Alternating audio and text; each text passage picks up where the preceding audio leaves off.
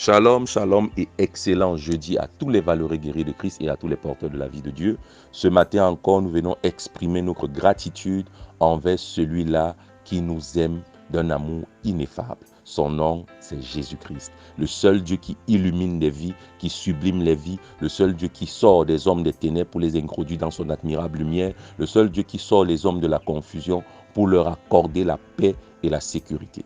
Alors aujourd'hui, dans le cadre de prière lumineuse, nous voulons continuer avec la grande thématique, la puissance des décisions. Et pour cela, nous allons continuer avec notre verset de base, Deutéronome chapitre 30, verset 19, qui dit « J'en prends aujourd'hui à témoin contre vous le ciel et la terre. J'ai mis devant toi la vie et la mort, la bénédiction et la malédiction. Choisis la vie afin que tu vives, toi et ta postérité. » Alors, bien-aimés dans le Seigneur, nous devons savoir que la vie respecte un principe, le principe de l'action et de la réaction. Nous devons être conscients que chaque action que nous posons va produire des réactions venant de l'environnement, venant de la nature, venant de notre tissu relationnel.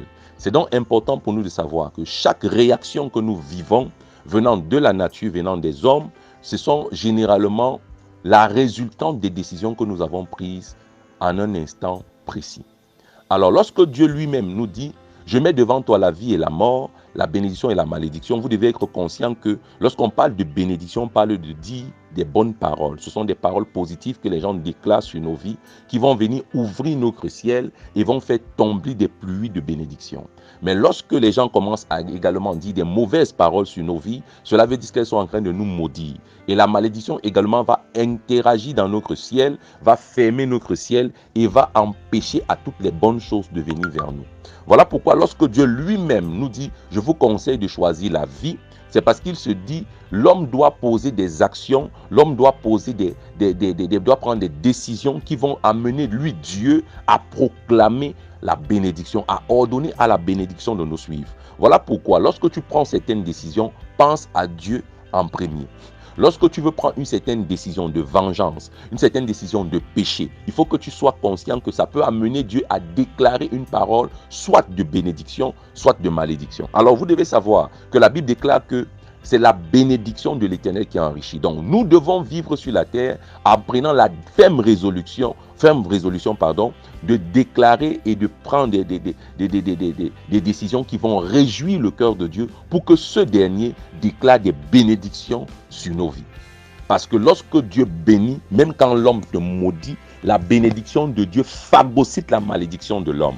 Un jour, un homme dans la Bible, appelé Ruben, a regardé à la femme de son père et il a aimé la femme de son père. Il a courtisé la femme de son père et il a couché avec la femme de son père. Son père a déclaré des paroles de malédiction. Et ces paroles ont été les suivantes. Que Ruben meure, que Ruben ne vive point, que Ruben n'ait point la prééminence. Et Ruben a commencé à mourir.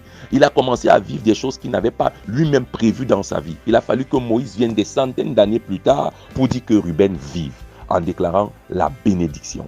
Donc, bien-aimé dans le Seigneur, il faut apprendre à poser des actions qui vont amener des autorités spirituelles, les autorités parentales, les autorités ecclésiastiques et même Dieu à déclarer des bonnes paroles dans nos vies.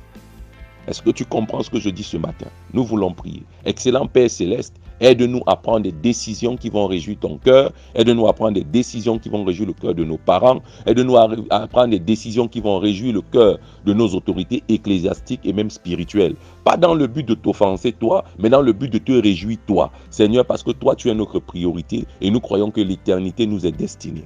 L'éternité en toi, par toi et pour toi. Merci Seigneur Jésus-Christ d'être au total contrôle de nos vies. C'est dans le nom de Jésus-Christ que nous avons prié. Amen. Tu es hautement béni et que le Saint-Esprit nous conduise. Shalom.